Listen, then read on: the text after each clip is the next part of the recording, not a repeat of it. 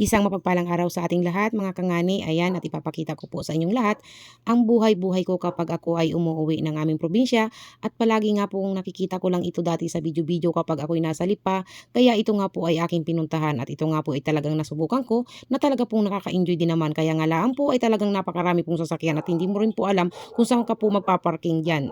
Ayan, at nakakita nga po kami ng aming mapapagparkingan, kaya nga po kami ay pumasok na. At kahit nung nasa malayo pa kami ay naririnig ko na ang mga tugtog na hindi ko na mapigilan ang aking sarili, at gusto ko nang umindak at gustong-gusto ko nang sumayaw. Alam niyo naman kung gaano ako ka-addict pagdating sa sayawan. At nakapag-parking din po kami, at kami nga po ay papasok na diyan at hahanap po kami ng aming mapipistuhan. At hindi nga ni po nagtagal, nakita rin po ng aking kasamahan ang kanyang mga tropa, at sila po ay kanya-kanyang pansinan. At sabi ko nga po, umorder na ng aming kakainin para hindi na po kami pabalik-balik at medyo malayo ang aming pipistuhan. Ako na rin po pala ang nagbibideo dito dahil ayaw po niyang magvideo, at ayaw daw po niyang masisi kapag napalpak ang bawat video niya. Kaya po nandito na po siya, at siya po ay uorder na ng aming dadalhin sa aming pagpasok doon sa loob na. Ayan, at na-order na nga ni po siya, at ako naman po ito do video pa rin.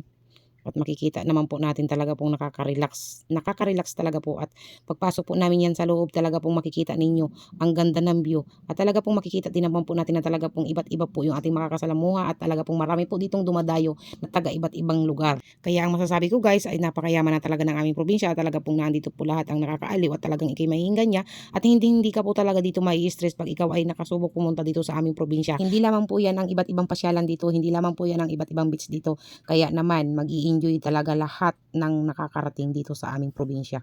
At sa una-unahan dyan ay makikita na po ng aking kasamahan ang kanyang mga katropa, at nandyan po silang lahat, at talaga pong kanya-kanya sila dyang magbabatian.